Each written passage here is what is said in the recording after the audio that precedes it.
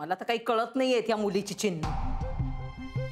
ही आत्ता उगवली, आता याच्यानंतर कधी स्वयंपाक करणार, कधी जेवणार आणि कधी झोपणार आपण? काही अर्थ आहे का या वागण्याला? जेवणाचं आई कुकर लावलाय ना मी आता. काही वाटतं का तुझ्या जीवाला? नवरा ऑफिस मधनं थकून येतो, घरी येऊन स्वयंपाक करतो आणि तू बाहेर उंडाळतेस. शोभतं काही वागणं तुला? जा जा आता स्वयंपाकाला लाग. आणि हो ऐक, काहीतरी चमचमीत कर जेवणासाठी. जीभ आधीच माझी कडू झालेली आहे. ती आधीपासूनच आहे कला. बोला, तुम्ही मलाच बोला.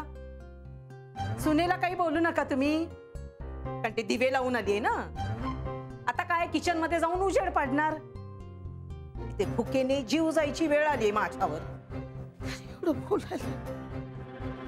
अहो लगेच बसू जेवाया. आणि खायचं काय? गहू आणि डाळ खायची का? पावभाजी.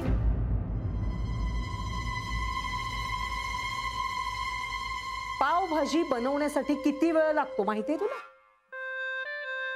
5 मिनिटं.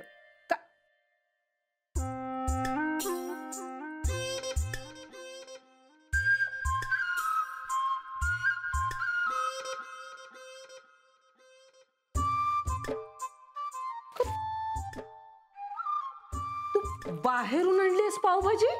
होय, आस्वाद पावभाजी सेंटर. हो, 1 नंबर पावभाजी असते माहितीये का बाबा. रांगा लागतात, रांगा रात्र रात्रभर पावभाजीसाठी. आणि तसं बी माझ्या ओळखीचाच होता तो, म्हणून त्याला सांगितलं काढून ठेव म्हणून. आणि एकदा खाऊन बघितलं नाही, नेहमी सांगाल मला पावभाजी आण म्हणून.